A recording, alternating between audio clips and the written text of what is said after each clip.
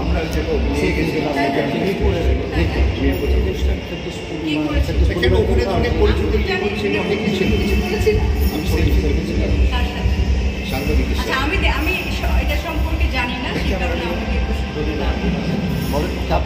বলছিলাম আগামীকাল থেকে ধরেন যে ফেরদৌস ভাই সাংবাদিকতা শুরু করলাম, পূর্ণিমা আপুকে নিয়ে একটা লিড স্টোরি করবেন, তাহলে হেডলাইনটা কি হতে পারে? ভালোবাসি। আপনি খুশি হবেন এতে? মানে মনের ভাষায় পূর্ণিমাকে